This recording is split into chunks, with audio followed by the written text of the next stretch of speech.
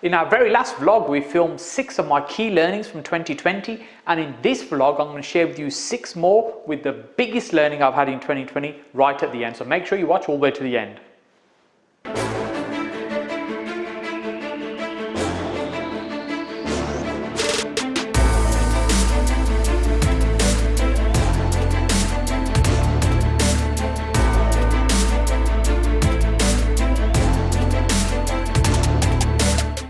If you're watching my content for the first time, my name is Hussain, and on this channel I have 3 videos a week to ultimately help you get further faster in your property investing journey.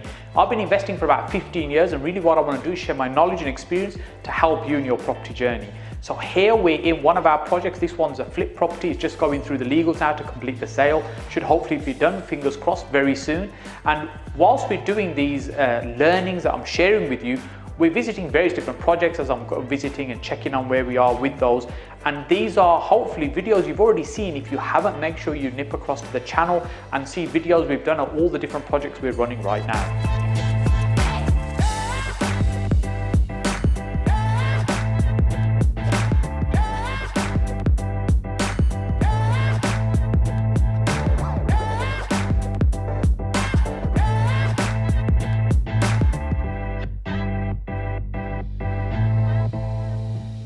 Our next key learning from this year was to have multiple revenue streams, and that's for us not to be reliant on just one source of income. Generally speaking, pretty much all our businesses are property related. They're in the property sector. So we have properties that we rent, so we have rental income. There's also properties we run out and flip, like this one, for example. Then we may do some portfolio building as well. We've got the properties we build to sell. Then we've got the mentoring program they're on. So there are multiple streams of income already happening, but actually being even more diligent than that. So what I mean is predominantly a lot of our income comes from rental, and we have hundreds of properties and rooms predominantly that we rent within the Birmingham and surrounding areas, but actually most of our tenants fall into the category of working professionals. So when I talk about multiple streams, this is specifically what I'm talking about. So earlier in the year when we had a little bit of a panic thinking, oh my God, what's going to happen with the lockdown? What will happen with the tenants' ability to pay rent? Are they even going to pay? They all fall into the same category. So all our eggs are in that one basket.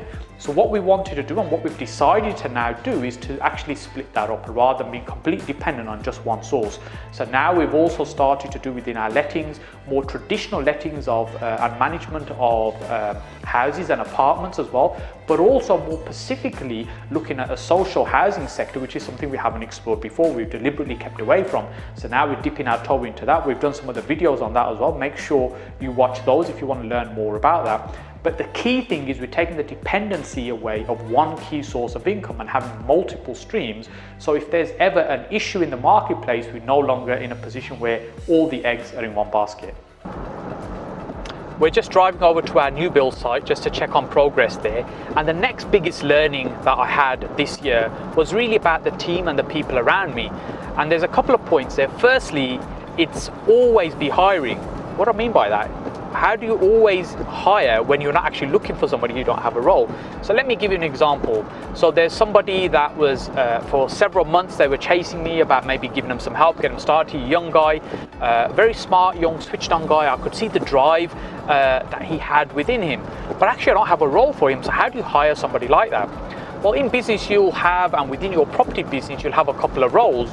Or you have 2 types of roles. One is somebody that generates income based on what they do, and the other one is based on the operation side. For example, they don't necessarily generate income. Now my view is if somebody's an income generator, you could always find a space for them. So with this particular person, I could see that they were eager, they were hungry, they were switched on, but I didn't have a role for them within the business, but I really wanted to give them a shot.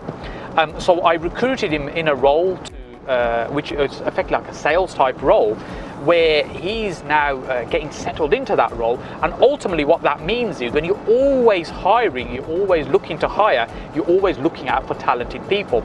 Some of the best people in my team have been people that have joined me when I wasn't really looking for that particular role. It's just spotting something in somebody and you think, they'd be great as part of my team. Now when we talk about a team, it doesn't necessarily have to be a direct employee. It could be somebody that works with you, around you. For example, you find an amazing architect and you build a relationship with them and you think, how can I work with them? And what you're doing then is forging strong relationships and you're building your business in that way as well. The other key part of that is dependency on individuals. Now, sometimes, and I've made this mistake in the past, where you become completely reliant on one individual to do a certain function, and that's a key role. But actually, what if they're not well? What if they're away? What if they want to take a holiday? How do you then function with them not being able to do that because you become so dependent on the individual? And the key part of that learning was really to be building systems and processes as we go along. So we're always looking for key people to hire, to become part of our team, to become part of our business, but we're not completely dependent on one individual because we're building systems and processes along the way. So we talked about the importance of people. However, another big learning for us this year was that we should not be afraid to change that trusted circle of people. So for a very long time, once we built our power team, our key people, we just stick to it. However, sometimes people can let you down and we give them a little bit of more space and a bit more time. But sometimes we also need to make a decision that things really aren't working and we need to change. So for example, one of the things that happened this year, we were doing a project which was struggling with planning, and we had the architect that was on that project.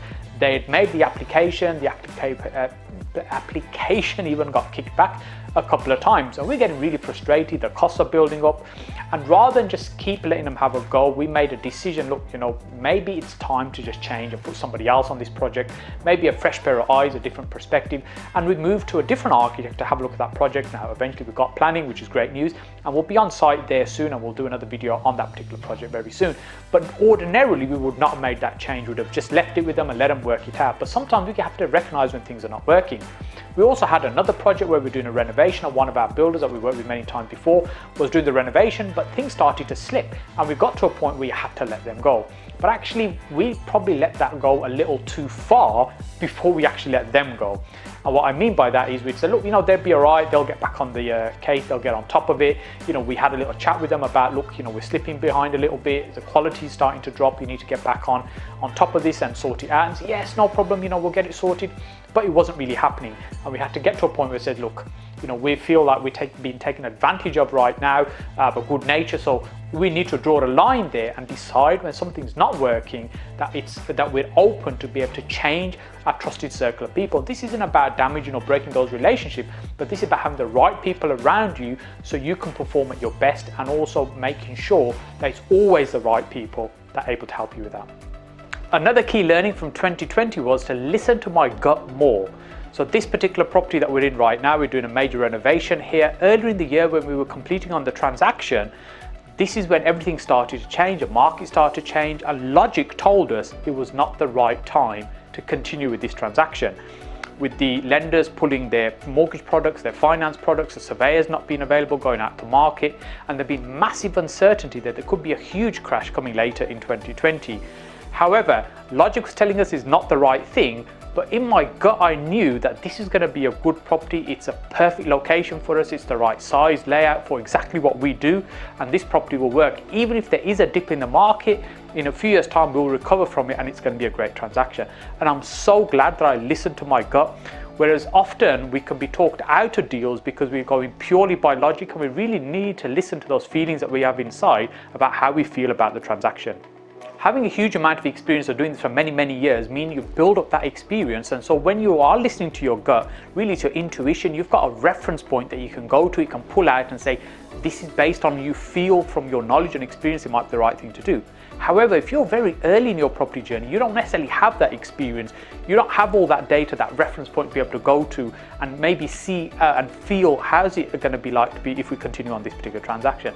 This is where you can turn to other people that are more experienced and not just rely on the data itself, the logical data, black and white numbers that you're looking at, but also what other more experienced people might be thinking or feeling about that transaction and the marketplace.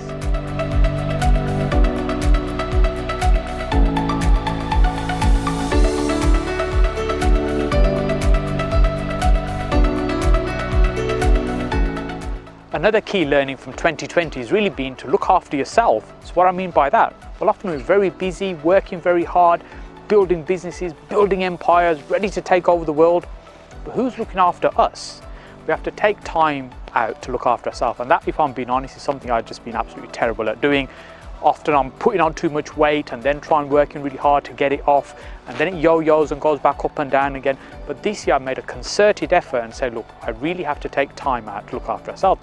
But you know, the reality is, you know, we have an amazing life. The thing is, none of us know how long we're here for. We don't know if today is even our last day. No one has promised tomorrow. We don't know how long we're going to be here. So every day is important.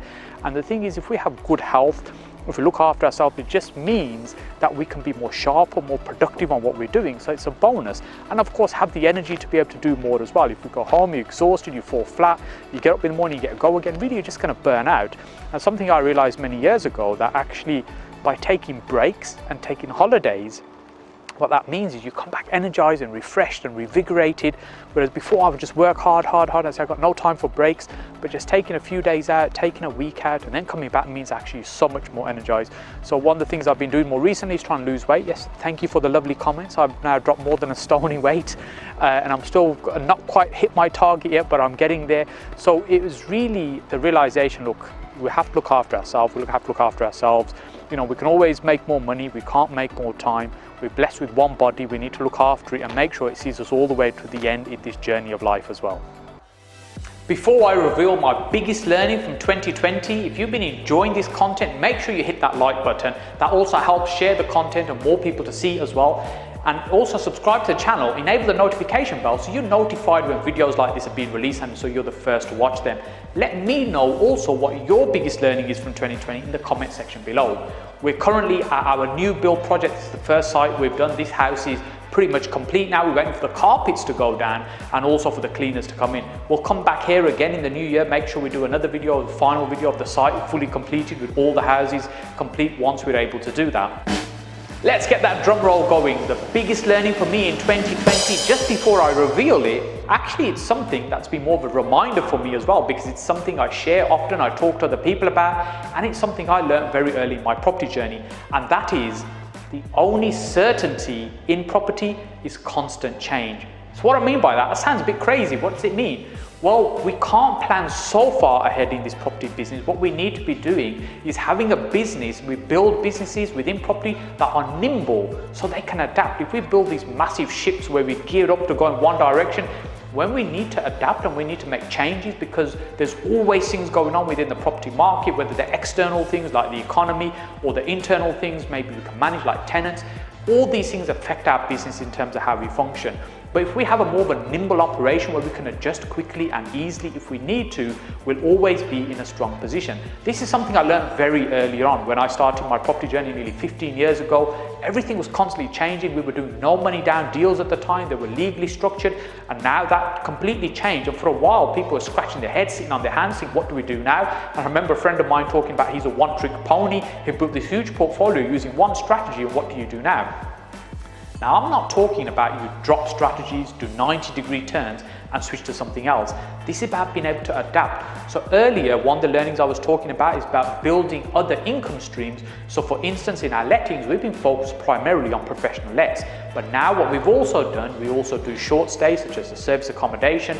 We're doing social housing as well. So we're extending the type of lettings that we're doing. And recently, we've now also started doing your traditional lettings, which is your houses and apartments. These are things we didn't do before. Now, this is not a complete pivot from what we do. These are little adaptations, which means also that we can reduce our risk. We spread our risk across different things rather than relying on one thing in particular. And as I said, this has really been a reminder for me rather than a key learning. And sometimes we have to relearn the things that we already know because we forget and we don't use them. So this has kind of hit me in the head, if you like, this year, and think, wake up, what are you doing? And I said, this year has been tough, and I'm not going to lie to you, I lost a lot of money earlier in the year, particularly when I was talking about how to refinance very quickly. There was penalties I paid because investors wanted funds back because they were panicking, the market's changing, and there's a lot of money I had to raise very quickly, and it cost me quite a lot. It was painful, it hurt, but here we're still here and we're still strong and we're ready to go into 2021. In fact, those very investors had come back to me recently asking about they want to reinvest.